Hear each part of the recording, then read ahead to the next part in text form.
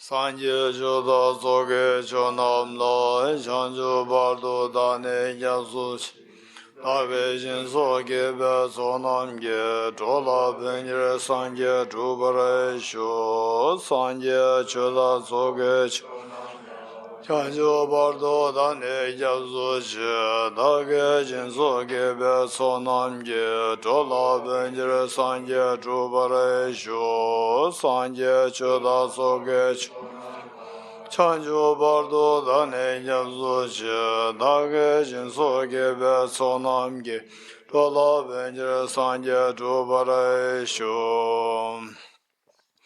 I go for refuge until I'm enlightened to the Buddha, the Dharma, and the Sangha.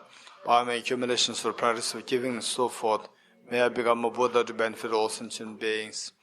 I go for refuge until I'm enlightened to the Buddha, the Dharma, the Sangha.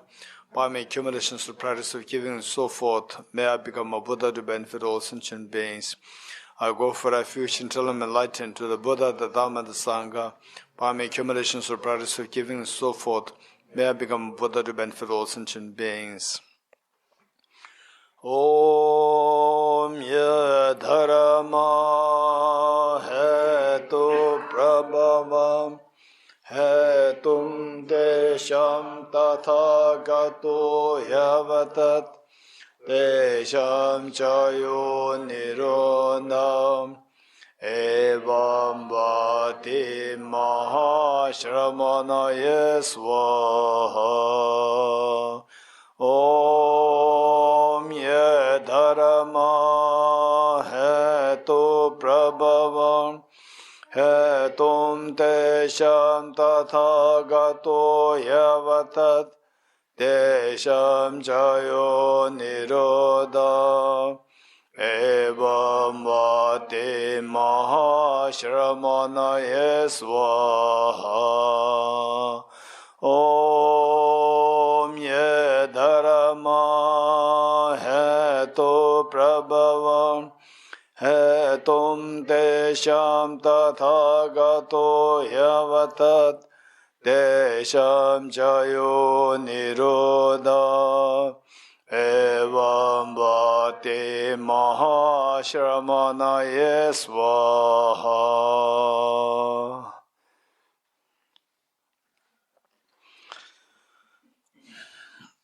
Okay, which method we were doing yesterday? 7, the method of 7 cause effect method to generate bodhicitta, and within that, which step we were doing?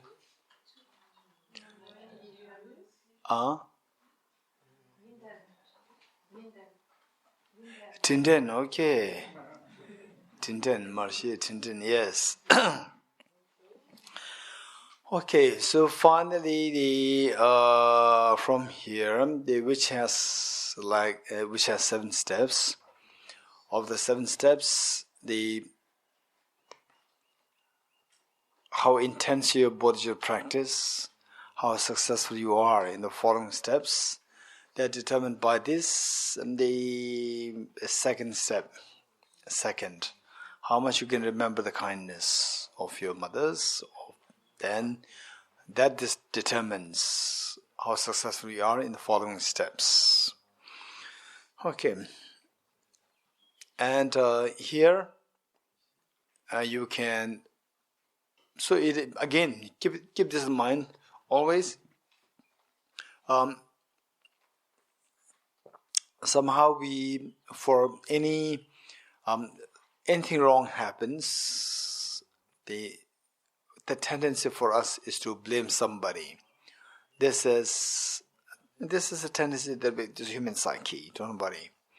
And now the one of the tricks by which to make this practice very successful is that finally our compassion should grow. At the moment you blame others, compassion is hampered. So now we do need our mind. Our mind is designed in such a way, or addicted in such a way, to always look for blame, to blame somebody, not yourself. So thus far, how we blame others is very and the nonsensible and not at all rational. Now, Buddha say, let us do something more sensible. That is that finally I want happiness. Whether I like to blame others, I like to blame myself, I like to blame the self-centered attitude, I like to blame the wisdom of emptiness, you can blame anybody. The thing is that your happiness should keep growing. This is the point. And then, sensibly speaking, sensibly reflecting, we come to realize that the self-centered attitude is the one which actually brings all the distractions for yourself. And others are not. Of course, others, they are. We should be very realistic, like the sound of a clap. The two hands are there. External factors, internal factors are there. We discuss or not? The two factors, yes. So external factors are there, internal factors are there. Some people, they usually, we always blame outside external factors all the time. We never think about looking for the internal factors. Always blame external factors. This is one extreme. And it's fine, you can blame external factors, no problem. If your happiness grows, blame external factors. But it never happens. The more you blame external factors, the more miserable we are. This is the reality. Then the number two extreme is some people, they say that after attending some retreats like this, then they say that, or you hear from somebody that, it's purely internal, it's not external, the world is so beautiful, purely internal. This is also another extreme. This is being very unrealistic. With this unrealistic approach, you will never achieve Buddhahood and you will never be happy.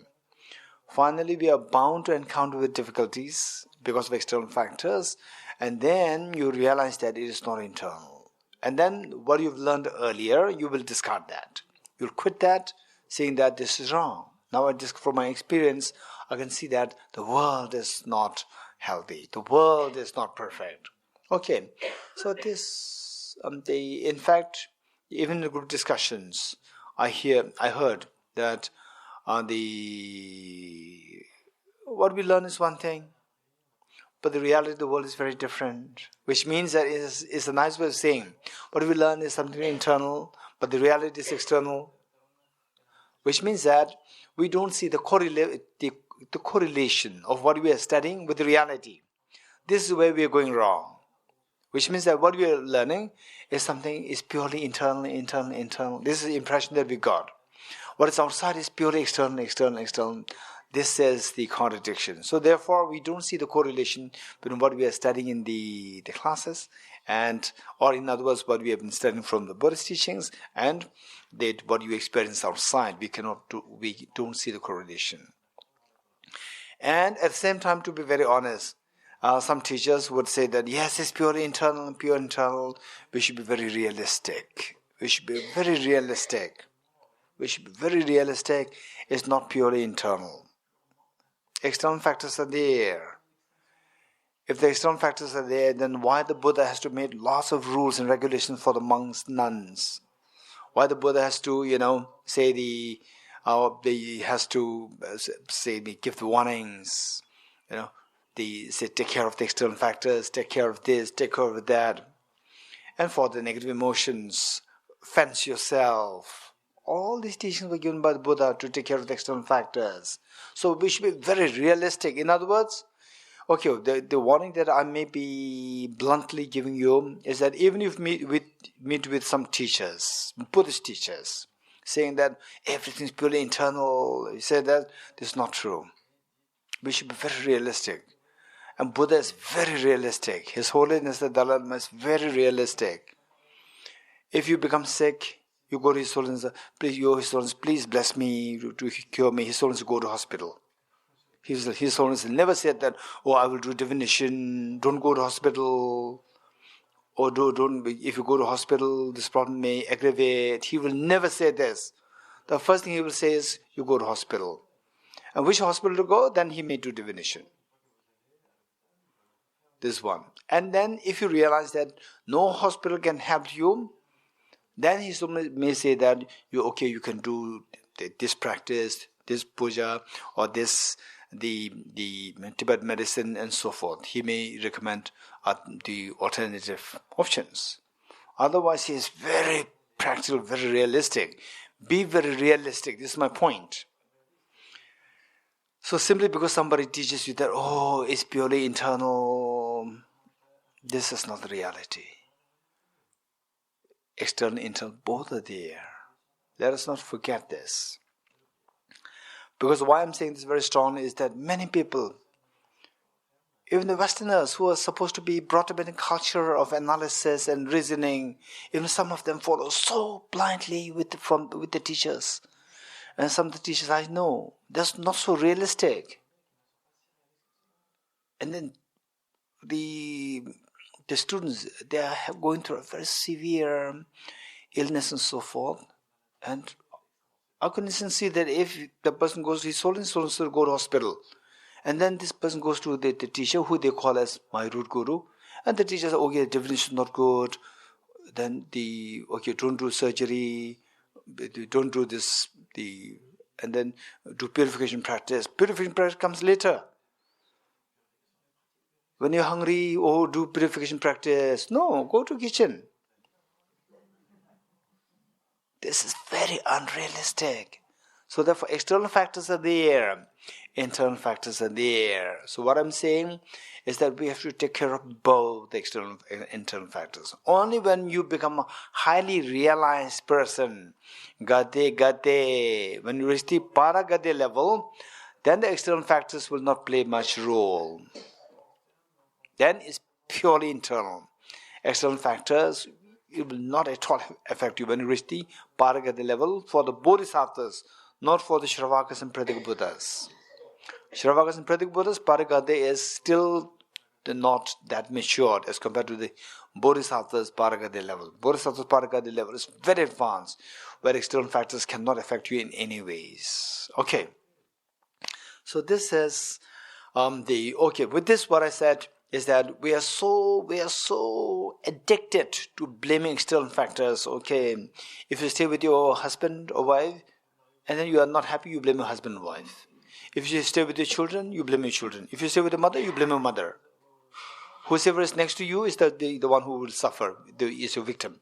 So this is where we are going wrong. Now, we should be very realistic. Okay, finally, immediate help is there. Immediate measure, but we should not forget the long-term measure.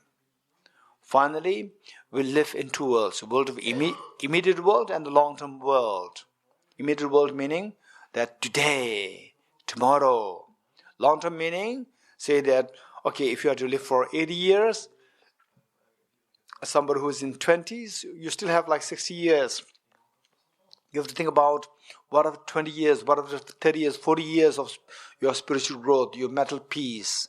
You should become happier, happier, happier. If that is not happening, your dharma is somewhere you are going wrong. Whereas your age, you become older and older, but your mind becomes happier, happier, happier. Oftentimes when we reach in many places where somebody reaches age 60, 70, then you are kicked out from the youth. Younger ones already come there. Younger ones will not include you in their group. And then you miss your youth. This is where we have not been a good practitioner. Whereas you become older, you become happier than when you were young. If that is happening, which means that your spiritual growth is really happening. You are a real Dharma practitioner. Okay, this is what we need to keep in mind. Okay.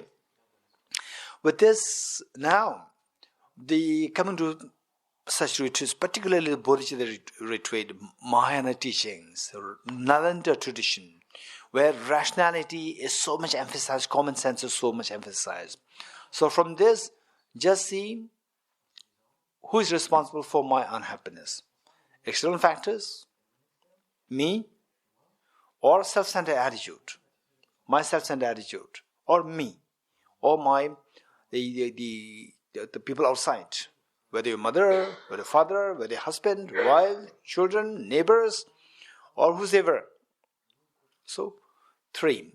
External factors are there, but for the long-term measure, finally it is a self-centered attitude. And this is why I'm saying that external factors are there is because self-centered attitude is not something that we can get rid of very easily. So external factors, once you identify what external factors are, try to guard the external factors, that you're not affected as much. But what you can really do is, external factors you cannot get rid of completely. But try your best to avoid external factors. And the internal factors, you don't ever hate the self. The moment you hate the self, finish. Final hope is lost. There's no hope. Because this self is the one who is going to improve. Gade. And they don't think, okay, now I'm a hopeless person. Look at all the other people. They are doing so good. I'm a hopeless person. Everybody has been hopeless because we live in samsara. We don't live in paradise. We don't live in the Buddha's pure land.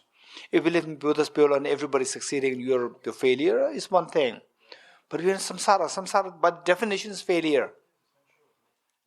This is very definition. So failure was so surprising about failure. This is samsara. From samsara we have to get out. If this is not samsara, Buddhas and Bodhisattas will not come here. So Buddhas and Bodhisattas, they come to help us. And because they see the hope that we can be helped. So the point is, never hate yourself. This help is so precious. Just eradicate the self-centered attitude and this self will become Buddha.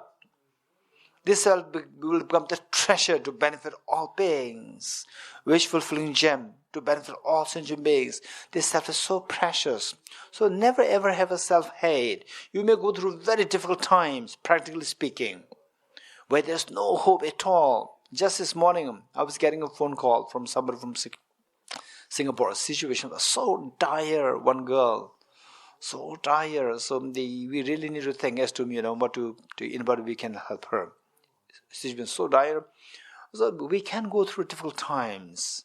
But the point is that there's no point in the hating yourself. Never ever hate yourself. Never say that I'm the greatest failure. The moment you say I'm the greatest failure, this is the greatest failure indeed. Nobody can fail you except you. The moment you say I hate myself, then this is greatest failure. Nobody can do anything. As long as your spirit is maintained, nobody can fail you. And you may go through difficult times. From every angle you see that everything is turning the downward. So there, keep in mind that this is the situation that I'm seeing, but in this world, it's not that the whole world is dark. There are good people. And it may be difficult to locate the good people, but they are good people. Meanwhile, we should be also, we should also not be too complicated. Finally, we should help ourselves. Even conventionally speaking, forget about dharma. Even conventionally speaking, if you're a very complicated person, in the first place you say that, nobody's there, I'm lonely. And somebody comes, how are you? Is this your business? Right? Who are you to ask me what I'm doing? Okay, can I help you? Do you think that I'm patient? Like this, very complicated. Then nobody can help you. Even the Bodhisattas, they come first have to talk to you. They talk to you, they cannot talk to you. The moment you say, how are you? Are you my doctor? Finish. Then how can the Bodhisattas help you? So, conventionally, dharma means you should do better than what the conventional world expects. Conventional world expects you to be decent conventionally. Be decent. This much you have to do. Somehow we have to do. If this decency is not there, then it's time for us to go to medical hospital. Now, this much decency we need to have. With this, then you think of dharma, then will give you a genuine happiness. Okay, for that matter, see that, give yourself a little time. You don't have to act rashly. In fact, they say the moment you go into dharma, people tend to act very rashly. Don't act rashly. Be who you are. behave the way you behave usually normally, but mentally give yourself a little time to think as to, okay, which is the factor ultimately responsible for my problems? External factors, or the external factor, even say yes, then the external factors, I can't do anything. I cannot get rid of the external factors completely. But it's not true. Don't forget the sound of clap. Sound of clap, but the two hands coming together. External factors, internal factors also there. And internal, is it you? Is this person I? Or my self-centered attitude? This I, no. This I, when you're very bad, this I is there. When you're very good, this I is there. So this I is not the bad one. This I is neutral. And you remove the bad one, this I becomes good. Not only good, it becomes the wish-fulfilling gem. It can fulfill the wishes of innumerable infinite beings. The way the Prince Siddhartha, he succeeded. Just one prince, one person became enlightened 2,500 years ago. Even today, how many beings are inspired? His Holiness the Dalai Lama is inspired by him. Now look how many people are being inspired by His Holiness the Dalai Lama. This is what is happening. So therefore, the point is that this you, this I, is very precious. Don't ever hate this. Now, who's to be blamed? Self-centered attitude. Okay, rationally think more.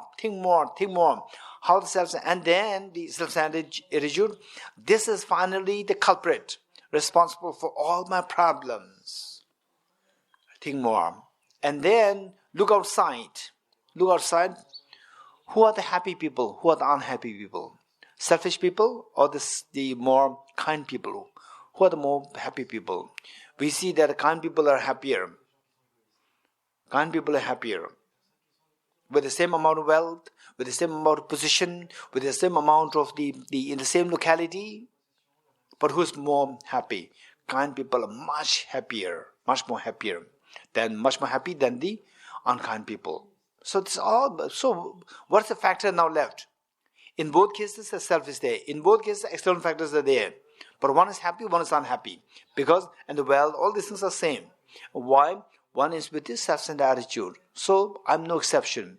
In me also, self-centered attitude is my demon. Self-centered attitude is my demon. This is what we have to think more. One. Number two, it is not fictitious. It is not what I'm fabricating. Believe it or not, the same gesture, whether it gives you happiness or whether it gives you pain, depends on the self-centered attitude. Okay, let's see. With the self-centered attitude, it simply pushes others away from you. You discard the self-centered attitude, you embrace others. Okay, let's see. Okay, you sit like this, and somebody from behind hits you like this. Somebody from behind hits you like this. Okay, do you like it or not? You're just sitting like this, idly, and somebody from behind hits you like this. And that too, not here in Kalachakra Center. In Kalachakra Center, you are sure there's somebody who wants to take care of me, who wants to make me happy, hits me like this. Whereas, say you are just waiting at the bus stand, railway station, somewhere, and suddenly somebody hits you like this. What do you think? Wow, somebody's there. From nowhere, somebody's come to make me happy. Or who is that? What is your reaction? Tell me. Okay, first you will look at the person. Right? First, who is that? Look at the person. Look. If the person is a stranger, you'll become so angry. How dare you touch me? Right? Then agitation comes. This agitation disturbs who? The person or you? You. Right? Okay. Whereas, you see this person as your brother or a sister who was separated from you for 2 years and two of you love each other so much. You see that? Then you see that this is a gesture of love. You feel so happy that, wow, you embrace your brother, you embrace your sister. Same gesture, whether you interpret this as nice or not nice, is not on the basis of the gesture per se. It's just your connection. Self-centered attitude, me, why? When this comes out, it makes you, this gesture so unnice, unkind, nasty. Whereas when the love comes out, feeling of closeness, feeling of affection comes out, this gesture is so nice. So this is how, finally, every instance of mental unhappiness, the contribution of self-centered must be there. Like the food. The food. Okay, let's say food. What kind of food? Food which we must have some pinch of salt.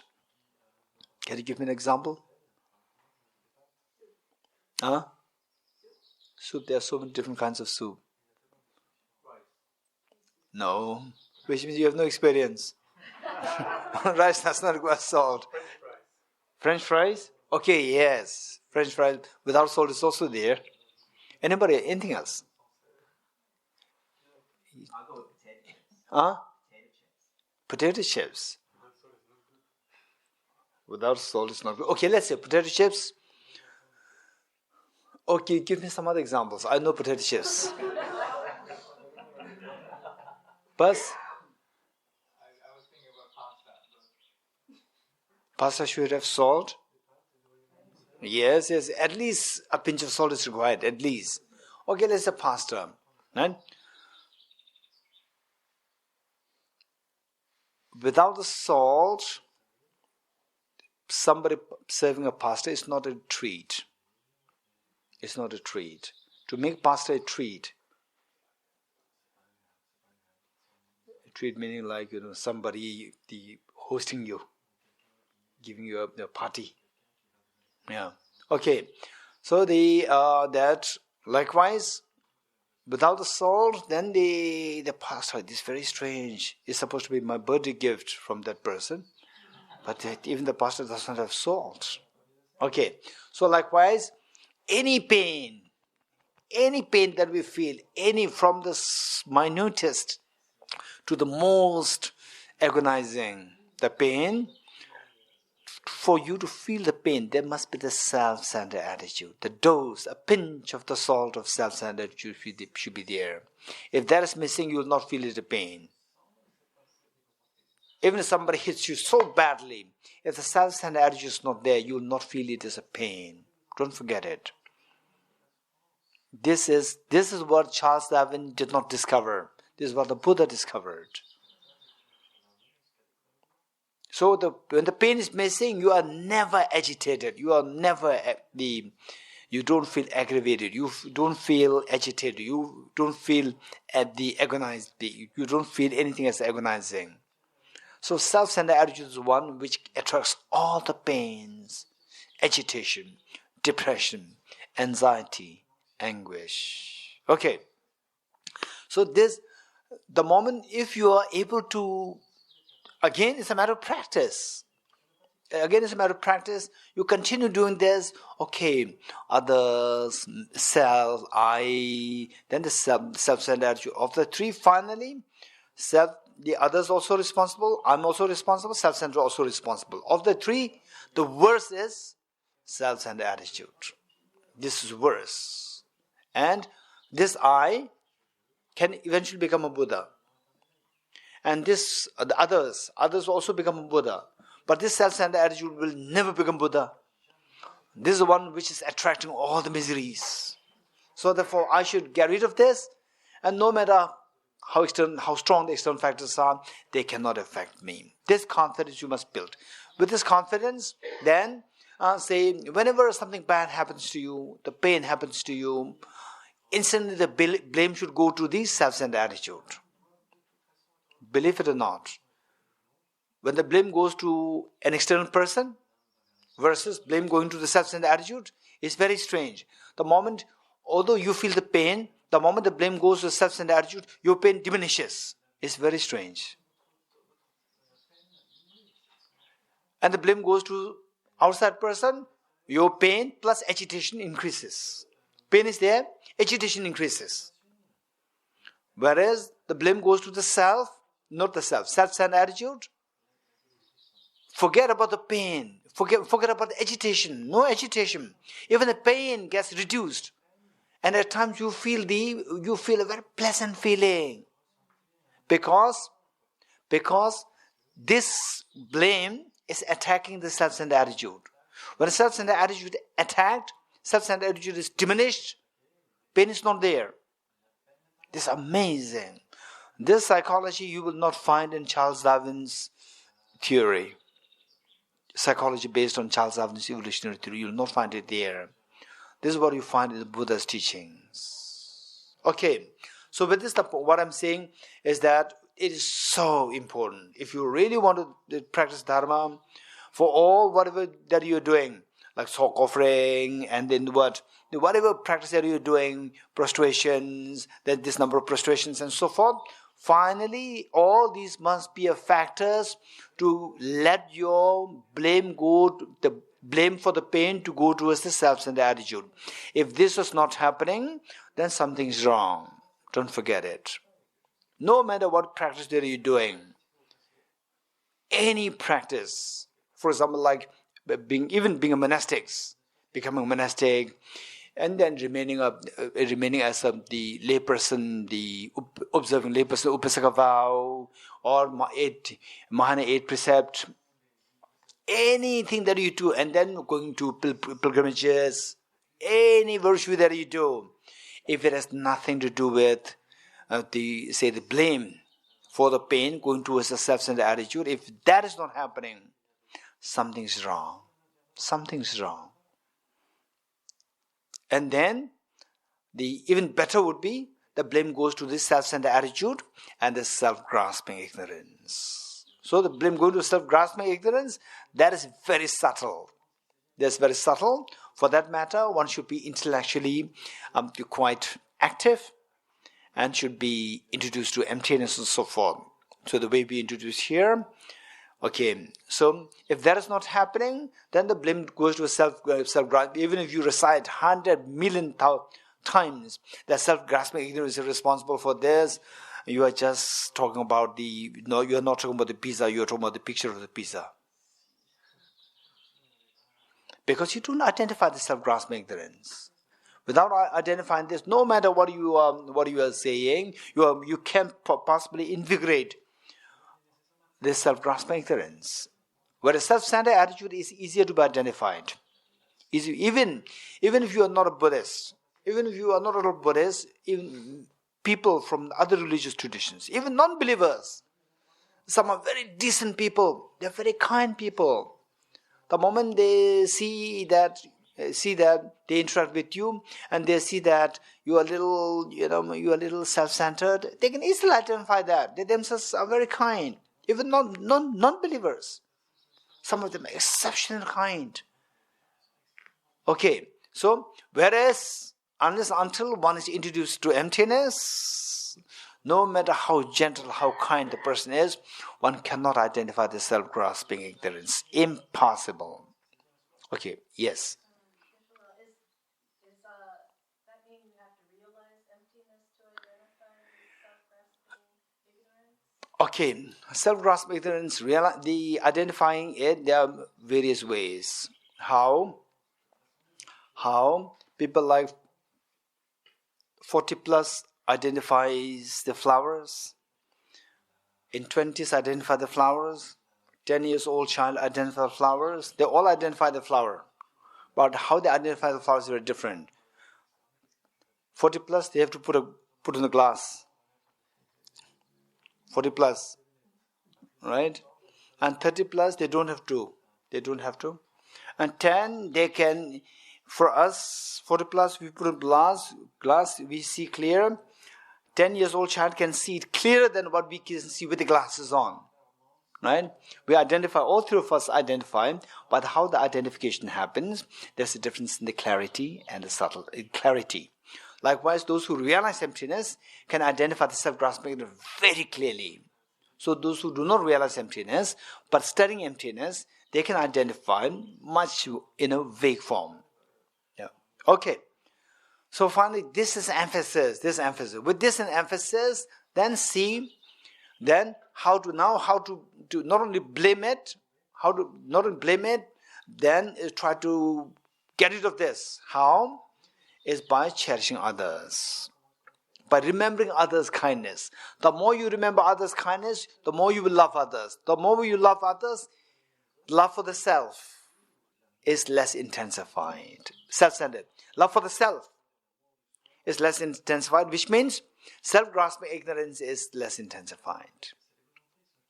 And from this, you start loving the self. It becomes very, very rational, very logical a sense of loving the self. It doesn't become like, what is that English word?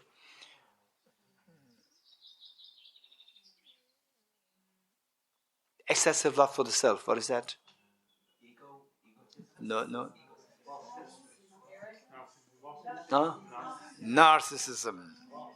Narcissistic and narcissism. Okay, so you be more realistic, and the narcissism will disappear. Narcissism will disappear, and then you be more realistic, and then you see that, oh, this self is so precious. This is so precious, so therefore, self-centered attitude must be discarded. Right? And the others are so precious. Then, also, for that matter, we have to remember the kindness. Tinten. Marche, Tinten. Second point. Second point is the pivotal. Second point is the most important point that determines how successful is your Bodhicitta practice pertaining to the sevenfold cause and method. Okay. So, but there's any experience or any materials that you read, you have watched a movie, or you have read, you have seen, you have experienced, bring them into meditation, bring them. And then let this, when you Tinten, just feel the love, and your love flows towards the beings. When that happens, your mind is being exercised. Your mind is being exercised in flowing towards others. And the moment you, just believe it or not, the moment your mind starts flowing, even that very moment, because of the thought of some instance, some experiences, some examples, what you read, what you've seen, what you have watched, the moment you bring this in your reflection, and then your mind starts flowing towards the others, that very moment you just see the ease of the mind. Your mind is so beautiful. It's so beautiful. What if this experience will last whole day? You'll feel the euphoria which we have never experienced before. Okay, this is so precious. So, I'd like to share one anecdote which I've seen. So therefore, this is the best of the what is my favorite? What is one of my favorite things to do in my life? Just watch the mother and the child's interaction, right? Okay. And then when I see the mother, the father, and the child who is already like 30s, right? And particularly the child already having taken the role of the main role of the family business like this, then I observe it. Again, my observation is different. Observe it, how the son, the daughter, respects the parents. A young child, we don't need to talk about the respect. That child is heavily dependent. So automatically the love is there. Love is there. The love surpasses respect. Love surpasses respect. Affection. Genuine affection. With the genuine affection, rules, regulations, respect, everything is surpassed. Everything is transcended. Everything is included there. When the genuine love is there, everything is there. Rules, regulations. What the rules and regulations are for? love and affection is more effective than the government rules and regulations. Rules and regulations have made sure that nobody abuse somebody. Nobody's involved with embezzlement. Nobody's involved with the corruption. Nobody's involved with bully, so forth. With love and affection, everything will happen so effectively. Which even the rules, people try to skip the rules, regulations, looking for ways and means to run away from the rules, regulations. But with love and affection, it's far more effective than rules and regulations. Love and affection, it even transcends respect. Okay, so the point is that we have to bring these experiences. Okay, once what happened? I was again on a train from South India from a monastery to that was North India to go to attend His Holiness's teachings. On the train, in the same compartment, there was one Indian father, mother, and a son. Somehow, when the young child is there, the mother is there, then I'm so happy. My job is to just observe it. That is my movie. I was just observing it. And the son was about the age 8 or 9. He was a little naughty.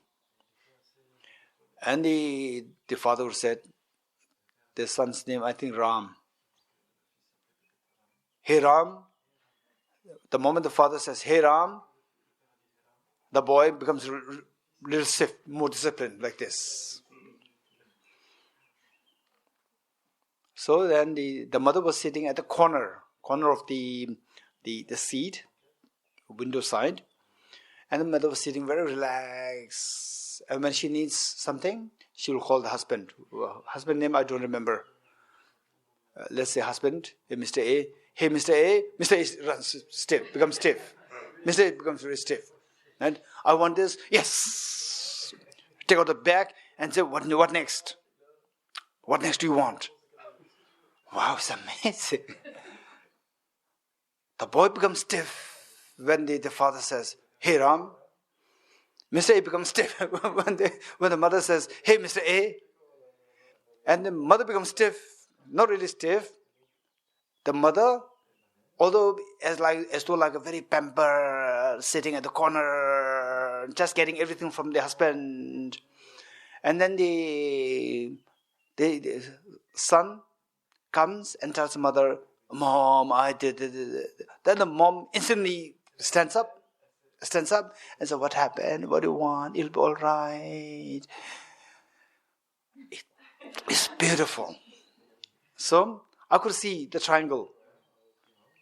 The son was dominated by the father. The father was dominated by the wife. And the wife was dominated by the son. The son, I don't know how he was dominated by the father because of the fear. And the father, why he was dominated by why he was under control of the wife, that I don't know.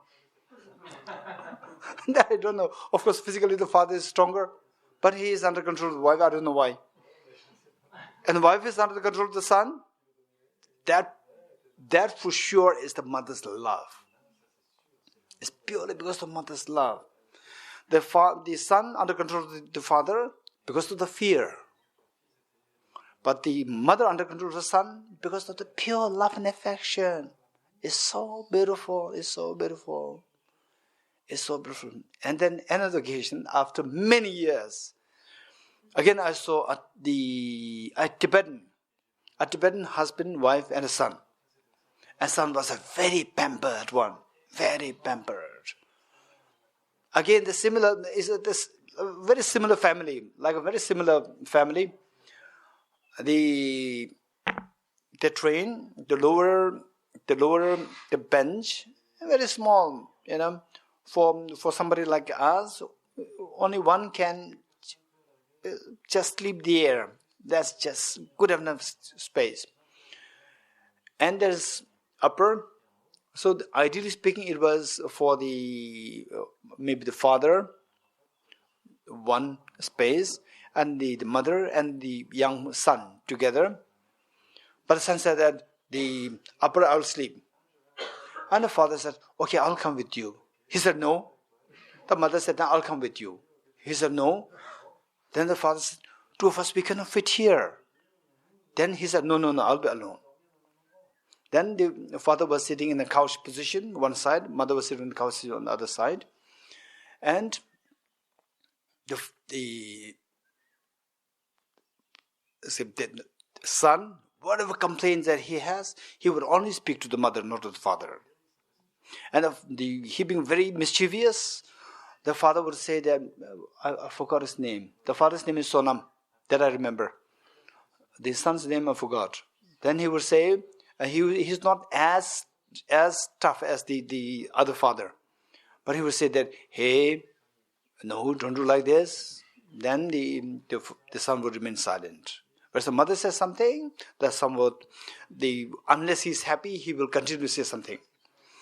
And then the mother just sitting, I could see that the mother's mind is always after the son. Although she was, in a couch position on one side, and then always think about the son. Okay, he has medicine to take, he must be hungry. I was just fascinated to see, because once in a while she would say that the father, Sonam, our son, my son's medicine. We have to give medicine. She's always thinking about the son's medicine. And the father did not know where the medicine is. And the father, but he's very good at going down and opening back. The mother would sit, relax.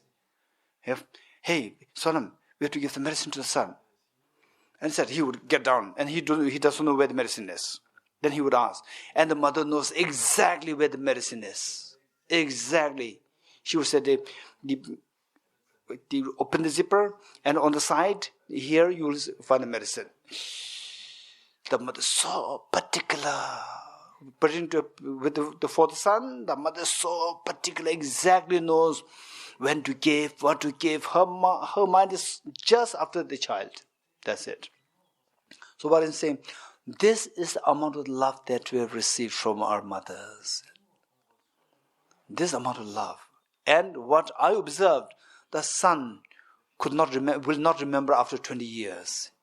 He will not remember all these details of the love the mother gave to the son. He will not remember these. I know this because I was just observing it. I could see that. I could see that although the mother was lying down, but she was just thinking. And then after a while, everybody is calm, everybody is quiet.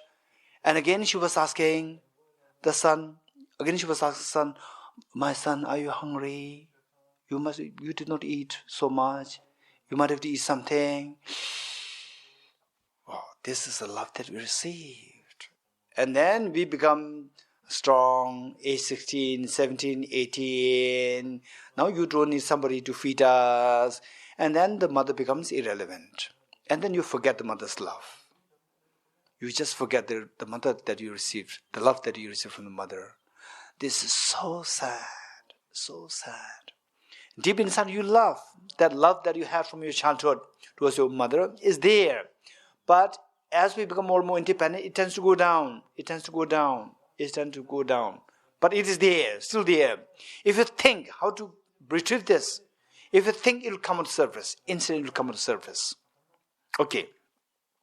So there are many such instances which I've been observing, and I've noted them down as well. And in your life also, you must have your own experience. Bring them in your meditation. They're very helpful. Okay, this is Tenden. What is next? Tinso. What is Tinso? To repay the kindness. Okay, now, the more we think about the kindness of your parents, just think about it. Just think more, and your automatic reaction will come. Your reaction will come. Reaction meaning the response, very positive response. Even your glow of your face will change. The glow of your face will change. Okay. How many of you notice that? For example, somebody smiles at you, A very genuine smile. Very genuine smiles at you. Right? And another who's really concerned about you and smiles at you. Can you see a difference? Huh? There's a huge difference. Say a very natural, common, natural smile is fine. It'll give you a very pleasant feeling. Whereas a smile of a genuine concern, when that comes to your mind, you just feel like crying. It'll make you cry. Sometimes, these, I think, okay, now I'm quite, what do you call it, strong, tough, whatever. I'm not being easily, easily becoming emotional. But I thought that, because I went through all ups and downs, difficult times in my life since my childhood. So because of which, so now it's become, it's a little common. There's such things which other people can easily become emotional. I don't really become emotional. So, but then once in a while, I saw the smile of somebody. I know the person loved me so much. Then that smile, I could see that this smile has a very profound sense of concern. Just this smile, I thought that I was strong and tough. It just melts me, just made me feel like crying. It's so beautiful. This concern, sense of concern, genuine love. It's so beautiful. Everybody, if you get a dose of this feeling of love from somebody, you will feel that this is the most beautiful thing. You will cherish it. You don't want to be separate from this feeling anymore. Okay, so the point is that we can create this. Don't expect somebody to give you. Now that you're already old enough, you're already like 20, 30, 40, 50. Now you can create this. Give the genuine love and affection. First, recall the kindness. Recall the kindness of the parents. Recall the kindness of the neutral beings. Recall the kindness of the difficult people. Think more about the kindness. And then think more of how the self-centered attitude is so destructive. Finally, the blame, ultimate blame will go to my self-centered attitude. Just think more of that. Automatically your response towards others will be very positive. And particularly, somebody who is so evidently kind to you, like your mother, the response is going to be very positive, and your smile, your facial expression is going to be very different. The moment you see your mother, the mother sees your face, the feeling now, earlier when you're very young, tender, cute, you're getting it? When you're very young, tender, cute, age 4, 5, 6, the mother sees you, there's a joy coming. Now, of course you are cute. Okay, some people they say that I'm still cute. Yeah. Okay, so what I'm saying is that the point is that now you're not that cute like the small doll, right? The boy, young age 4, 5 boy, age 4, 5 girl, like a doll. No, not like that. Doll everybody touches. Right? Now nobody will touch you. But when the glow is there, the glow of a genuine recollection of the love towards mother comes on your face. Mother sees you, seeing your face. One, the mother already loves you. Number 2, love plus the love that you reflect. This was what your mother is not expecting. And seeing this extra, her glow will increase. Her glow will increase. And then you see this, again, it's so beautiful because you are looking at your mother with the outlook, with a very nice outlook, with a loving outlook. With this, then you see the glow in your mother's face. It's so beautiful. Just for you to be going close by your mother is so pleasant feeling. Otherwise, earlier, what do you do? Oh, mother's having the breakfast on the table. You want to go on the sofa. Mother's having the breakfast on the sofa. You want to go on the table. Now, Mother's having breakfast on this sofa, you also like to sit next to her. The mother is eating breakfast on her bed, you also like to go to her bed. Beautiful, so beautiful. It's so beautiful. Mother is so happy. This is the greatest gift that you can give to your mother. And you are very happy. And everybody outsiders, they happen to come to your house, they see the dynamics between the mother and the daughter, mother and the son. So beautiful. Wow, they will envy you. They will envy you. Beautiful, amazing. Right? How I wish that my daughter also, behaves like this to me. How I wish that my son also behaves like this to me. They will feel that wish. And then this will be, then the younger ones come, they will see this, they will also change their attitude to the parents. You become such a role model for others. Okay, this is so important. Now with this, the next point is tinso. Tinso is to repay the kindness. Repaying the kindness of others. Okay, so this has nothing really special practice. Again, so the more you think about the kindness of others, then here with step 3, what you make a commitment that hence, therefore, now it is my job not to just keep it just like this. I have to really repay the kindness. I have to repay the kindness. I must repay the kindness. Whenever the opportunity arises, I'll make sure that I'll repay the kindness of my mother and the mothers of the past lives as well. Mothers of past lives. It's a matter of time. So I must repay the kindness. Okay. Very strong commitment. Make a very strong commitment. Sometimes what happens is that, for example, say somebody is going through a very difficult time, like the trapped in fire and so forth. Then some people, they automatically jump to rescue. Some people, they run away themselves. Right? Why? And these people who run away, they know that the person trapped in fire is in difficult, is suffering terribly, and wanting to help. But then reaction, the courage is not coming. This courage can be built. We can train to build this courage. How? I will take the responsibility. I will take the responsibility. When you say this more, the more you will say this, the more mentally you think about it, the courage is built up. And then later on, otherwise, a situation arises, a very difficult situation. For example, your mother trapped in the fire, and then you become so paranoid, and then you run away. Instead of that, because of that, how you have trained yourself, I will take the responsibility. You will also jump and rescue your mother. Okay, so the point is that this is so important. I will take the responsibility. This is something which is unique of the Mahayana practice. I'll take the responsibility. Okay, tinten, tinso. What is next?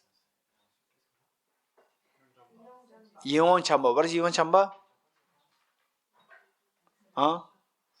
What is Yeon chamba? Seeing the beings in the light of great affection. Okay, we are supposed to have all this on our fingertips, right? Right, we should have all these on our fingertips. I'm sure you have. You have, right? You have these on your fingertips. Yeah, I'm sure. Yeah, no need to ask. Oh, you have, I know. Okay, so the next is the Yon Chamba. Yon Chamba is remembering beings in the light of, seeing the beings in the light of great affection. This is so beautiful. This is very important. Again, how strong this practice is, you have to build this separately. Meanwhile, how strong that is also determined by the earlier practices.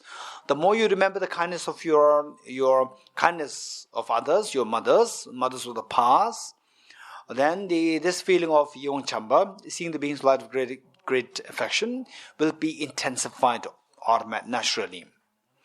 Okay, again, here so you have to, let's say, they are like the small babies, for example, like these French babies, like hundreds of French babies are there, like 1 year, they all like 1 year, and in the eyes of somebody, they all look same, they all look similar, right? You cannot distinguish who is who. But the mother can easily distinguish. Mother can easily distinguish one's own daughter, one's own son. And who is that son? Who is that daughter? Who your mother was able to distinguish so easily when you were a toddler, put with 100, not really 130 or 40 other babies? Who is that child? Who is that child who your mother was able to identify very easily? Who is that child? You, each one of us. What made your mother identify you so easily? Because your mother sees you as the most beautiful child in this group. Because your mother sees you as the most beautiful child. There's a glow in you. Right? Why? Are you the most beautiful one? amongst this group, they may be the future, the Miss World. Right? Future Miss World, future what do you call it? Miss Universe. They may be there around you. But your mother is able to identify you very easily because you are the most beautiful one here. Are you the most beautiful one? This is my question to you. Huh? All right? Okay. Why the mother is seeing you as very different, seeing you in the light of great affection, something so beautiful, because of her love. This is the love that we receive from our parents. Let us not forget this. The more we think of this, you just feel like hugging your mother. You just feel like hugging your father. Just think of that. We never thought about these.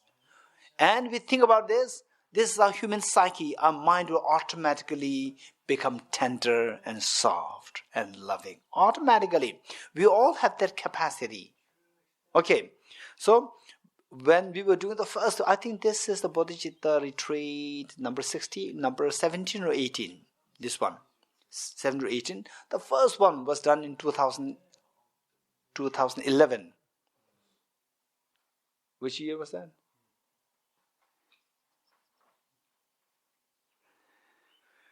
I think Geshe Damdul.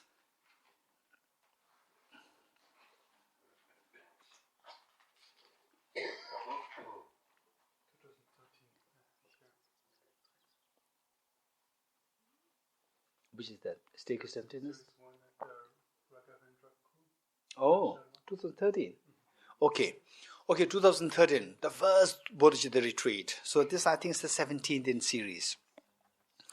2013 retreat. When I was teaching this step, seeing the beings in the light of the great affection, there was one gentleman from Mumbai. He said, Geshe, can I interrupt you? And I said, yes. Okay, it's fine. Then he said that, in fact, there is one saying which says that in this world, let us pay attention to this. This is very beautiful. He said that in this world, there's only one most beautiful baby. In this world, there's only one most beautiful baby, and all mothers have it. Do you understand it? Right? It's amazing how the mothers, they see their child, they see their baby as the most beautiful one. Right? Okay, this was actually what happened to me also. I was in my, I think, age 11 or 12 in school. And how many of you know Richard Gere? How many heard about him? Richard Gere, raise hands. How many of you did not hear about Richard Gere? Richard Gere. How many of you never heard about Richard Gere? Oh, Jane, strange. All the girls should have heard about his name. You know the name. That's good. You heard about this. I didn't say you. How many of you seen that? This is not my question. How many of you heard about him? This is my question. Heard means heard the name. You heard his name? Good. Okay. No girl is there who did not hear. Isabel, you heard his name? Oh, okay. I was so naive when I was in school. Just a young schoolboy. Age 12, in school, and the classmates, they're already quite matured. Quite matured meaning they already know about the world. I do not know anything about the world. Who's Richard Gere? And then one of my school classmates said, "Oh, Richard Gere is coming to school, Richard Gere." I said, "Who's Richard Gere?" He's the Hollywood actor. Hollywood, I know. He's a Hollywood actor. What Hollywood actor? He's very popular. So I thought that he must be something, just some kind of radiation happening from him. Very innocent. I was so naive, so innocent. The way they were expressing it, so like he's like radiation coming out, so elegant. And then the people all going there. And then when I did not really go there just for that purpose. Happened to go there. And then one gentleman was going with another, a Tibetan lady going there. And then was Richard Gere. I said, now great opportunity for me to see. Look at it. Where's Richard Gere? That person. Nothing. My father is much more handsome than him. What is Richard Gere? Nothing. I thought that he's the real radiation coming, like rays coming out. No, but my father's much more handsome. Why he's so popular? This was what came to my mind when I was just age 12 or 13. Why he's so popular? My father's more handsome. Right? Because whenever I see my father, is very special, very unique, with a glow, outstanding from the public.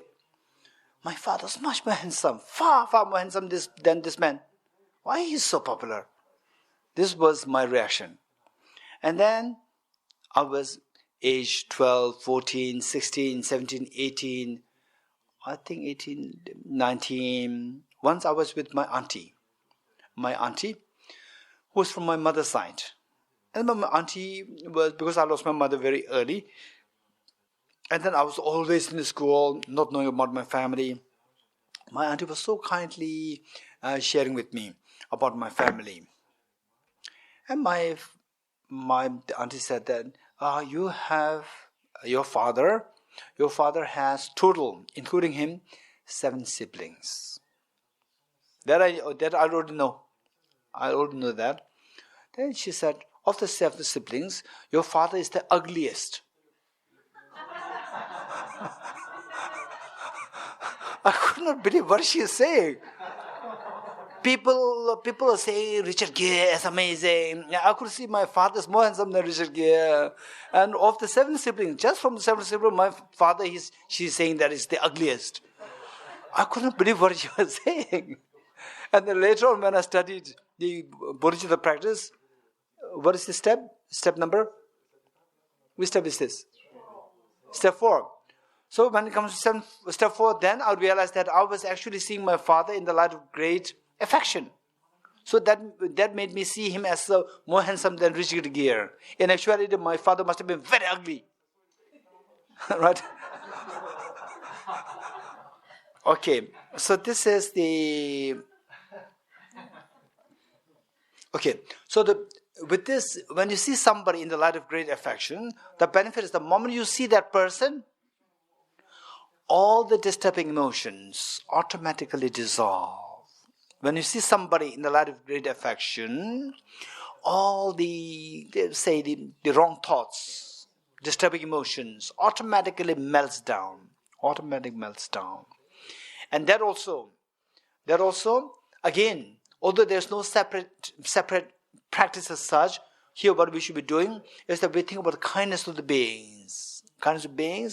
And remembering the kindness so vividly, then look at the eyes of that particular person. You see that person is very different, glowing, and so in the light of great endearment. In the light of great endearment, you will see that person is so beautiful. The way the mother sees her only baby. Okay, this is the Yuan Chamba. Seeing the beings in the light of great affection. What is next? Nyingje. Okay. Now just imagine, if this baby who you see as very beautiful and very special, although the baby may be just the most ugly baby, but in your eyes, she's the most beautiful one, right? And they because Because of that, then the mother calls the baby with the different labels like honey and so forth. No honey actually. It's so ugly. Right? But then gives him my honey. What other labels are there? How the mothers address the baby. Huh? My father would call Nurbu. Nurbu means my gem. It's a beautiful way of saying Nurbu, my gem. And in the English they call it sometimes honey and sometimes darling. Okay, what about French? Huh? What is Moshe? Darling. Oh, beautiful, it's amazing. This is all because of the feeling of closeness, feeling of affection.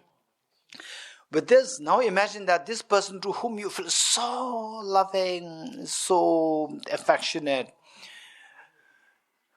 if this person, then now the point is not just the feeling of pleasant feeling coming in. This is not the point.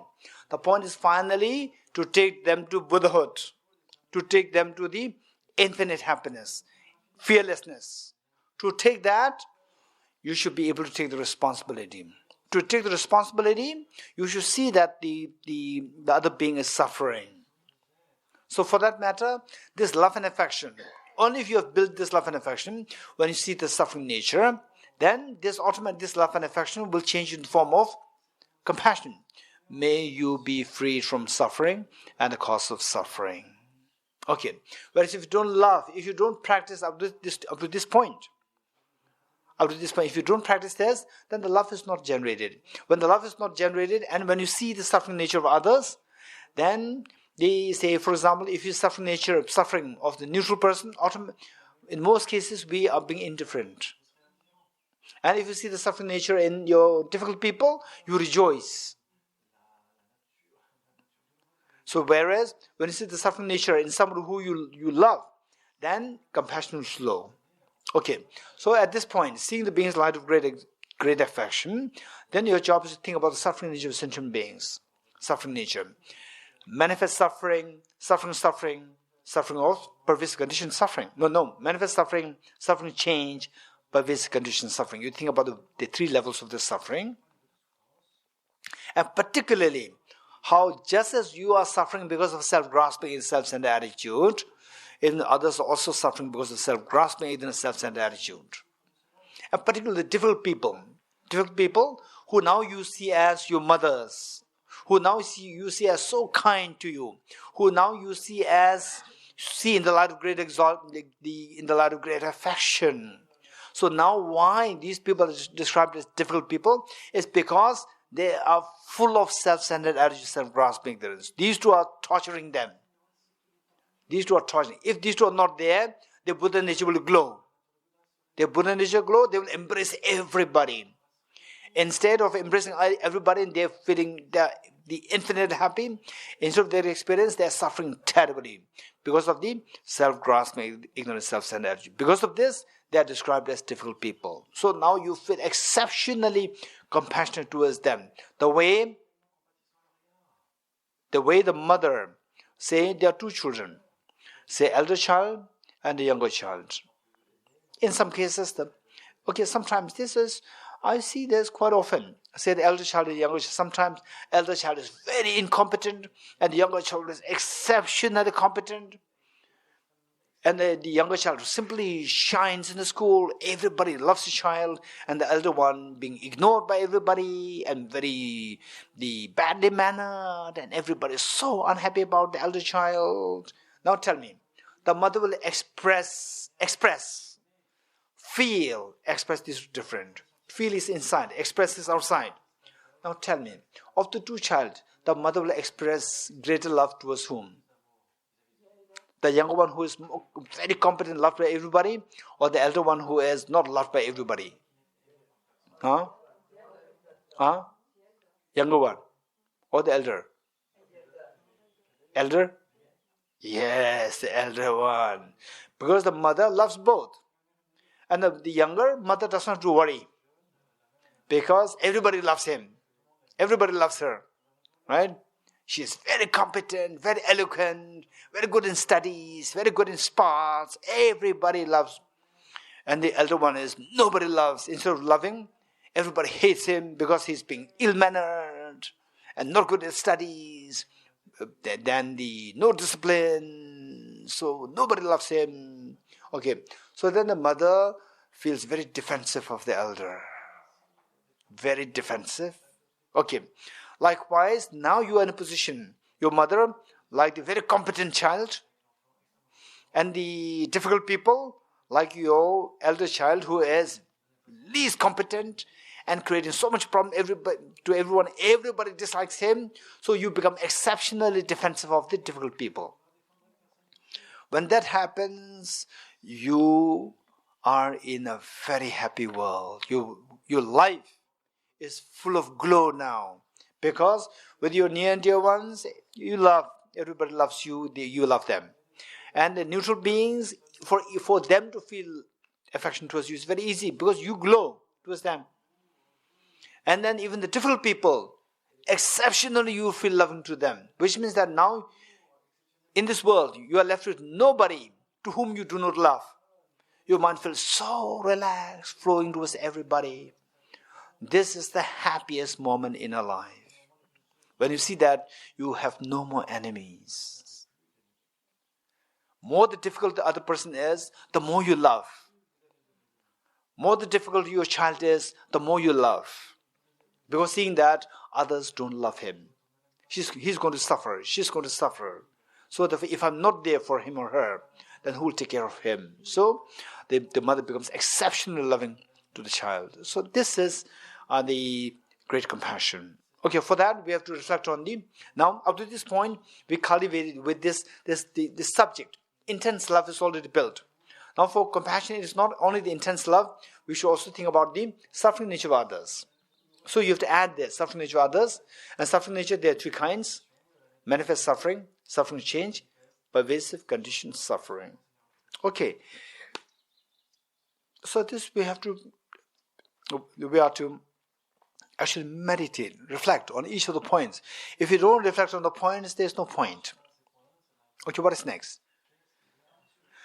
Altruism. So thus far is, okay, great compassion is, may all sentient beings be freed from suffering and the cause of suffering. This is the great compassion. And the loving kindness is implicit. Loving kindness is implicit. Loving kindness is implicit. It's not necessary that loving kindness is not here. It is here. It is implicit. When the great compassion is generated, you just switch your mind from the suffering to the happiness. Great compassion will shift to loving kindness. The moment you think about the happiness, may you have happiness and the cause of happiness. This is loving kindness. Okay, so the great compassion is explicitly taught here, and the loving kindness is implicitly taught here. Okay, good. The next is altruism. Tell me, if you see that there's somebody who is suffering, and then you are there, okay, let's say I'm here, then I'm saying that, oh, may his suffering and cause of suffering come to an end. May he not have suffering. If I keep saying like this, and the person is suffering there, and if you come, what will you tell me? What will you tell me? I'm in such concern, worry. Oh, may he be free from suffering, right? And suddenly you come. What will you tell me? Yes, Sophie? What are you doing to make it happen? Huh? What are you doing to make it happen? Wow, it's very straight. Is this French style? Don't worry. Huh? Okay, then Anima said, oh, don't worry. Sophie said, why are you doing? Then why are you not doing something? Right? I didn't understand that. I thought you were wishing for others to feel happy. Yes, so no. You can see from me that I'm concerned.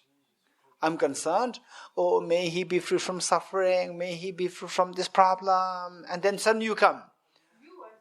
No, I'm saying somebody suffering there. And then Sophie comes suddenly. Sophie sees that, I am worried about that person who's suffering. And I'm saying, may he be freed from suffering. What will you tell me?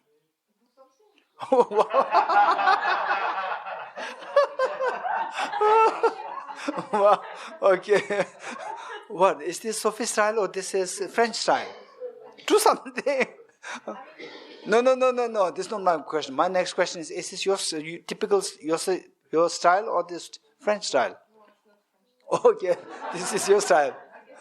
This is your style. Okay. Anybody else? Okay, Sophie will say do something then. Okay.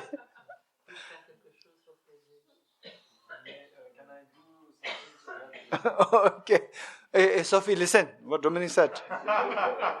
You're not listening. This is how we don't grow. Huh? No, you're not listening. No, Dominic, say it again.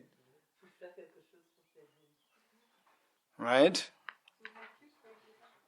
Yes. Right? So if you say, do something. Do something. Oh, sorry. then I'll say sorry. Whereas if somebody says, what can I do to help you? Right? Actually, Dominic is also telling me to do something.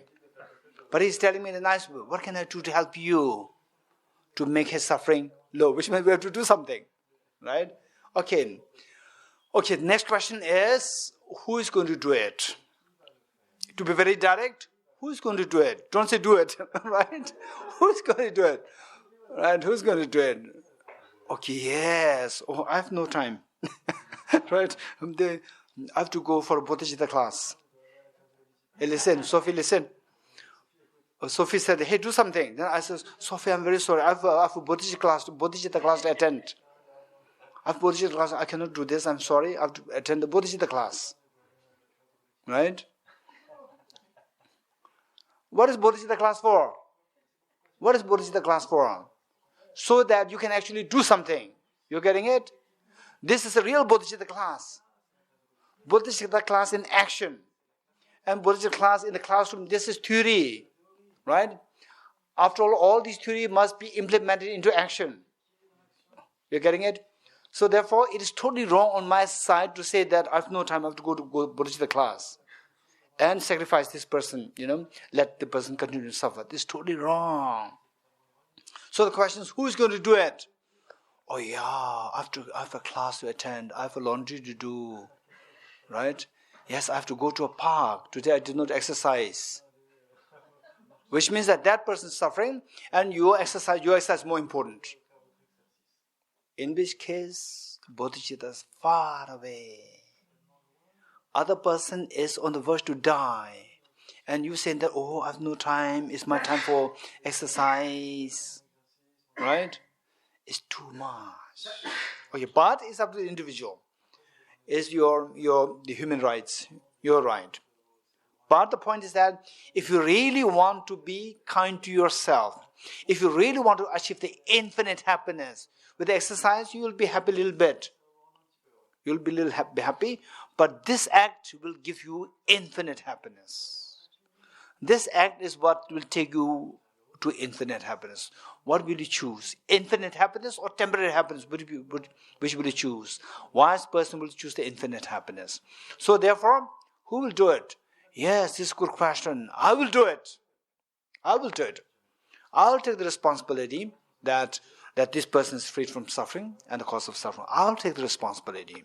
Again, we must altruism, that you say this, verbally say this, mentally say this, mentally think about it. I'll take the responsibility. Right? For example, say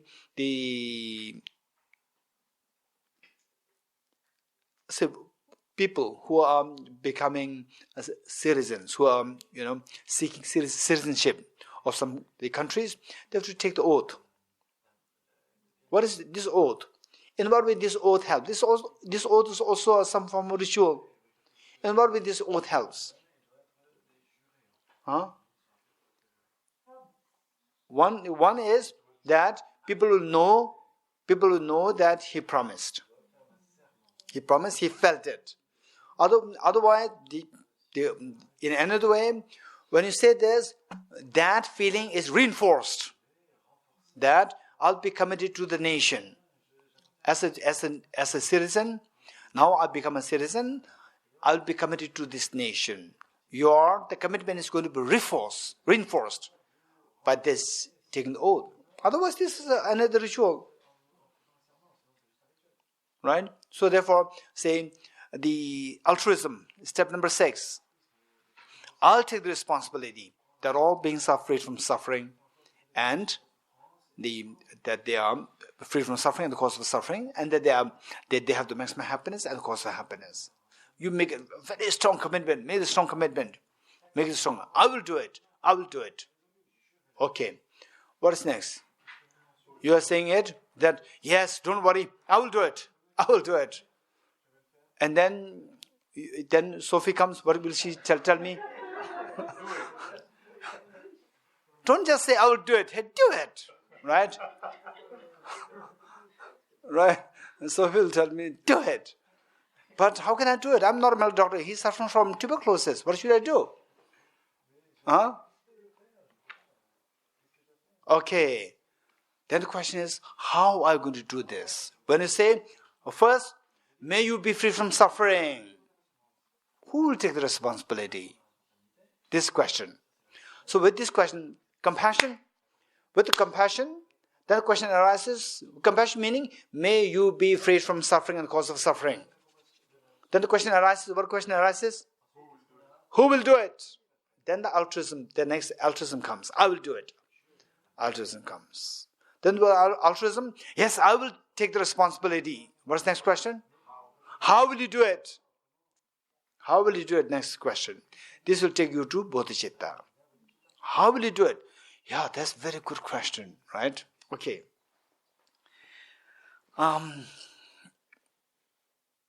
In my first monastery, Institute of Buddhist Dialectics, there was one monk who was junior to me. And his elder brother was so worried about. Elder brother was being trained as the Tibetan medical doctor, and he's very decent. And the younger one is little callous, and he's in the monastery.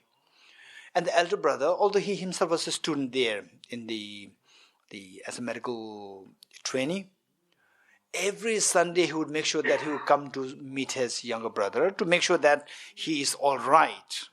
All right meaning that he has taken bath, he has taken shower, that he has, the clothes are washed, the laundry is done, that he has how the room is clean, tidy.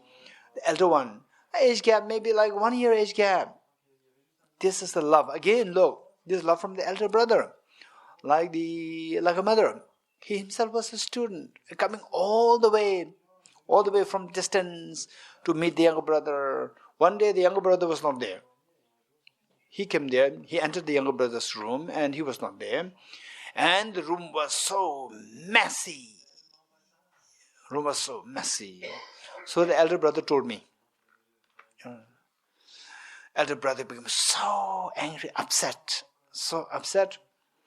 Elder brother, then told me that this boy, meaning his younger brother, this boy, every day he's praying, I will become Buddha for the benefit of all sentient beings. Forget about becoming Buddha. He can't even take care of his own small room. You getting it? How can he take the responsibility of all the sentient beings?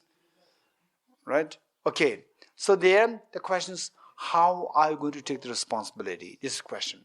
So with this, yes, this is a very serious question. Look, so therefore the minor teachings, particular teachings of the Buddha in general, and the minor teachings, they are so rational and realistic, practical. So the question is, how are we going to do it? It's not just, the one person. It's not just about 1 or 2 days. It's about lifetimes after lifetimes and innumerable infinite beings. How are we going to do it? This question. Yes, that's true. Then what will you do? Then you look in the world. If there is somebody who succeeded in doing this, then you come across in the history of the humanity, there was a prince by the name Prince Siddhartha. And then in 6th century AD, there was a great Buddhist saint, logician, saint philosopher, the saint scholar, who was named Acharya Dharmakirti, Dignaka. And who said that the one who has transformed into the reliable guide? I'm just an ordinary person now. I can also be transformed to become a reliable guide to lead all the beings towards Buddhahood. Who succeeded that? The Prince Siddhartha succeeded that. You study that, oh, this is great inspiration. I can also become one like him. I can also be transformed. I'm an ordinary person now. I cannot lead all beings to Buddhahood now. But I can be transformed to a state where I'm capable of taking everybody to the infinite happiness. Oh, may I become Buddha for the benefit of all dear mother sentient beings. That is Bodhicitta. Okay. Go to the stop here. Deatha gati gati paragati parasam gati bodhi swaha deatha gati gati paragati parasam gati bodhi swaha tyata gati gati paragati parasam gati bodhi swaha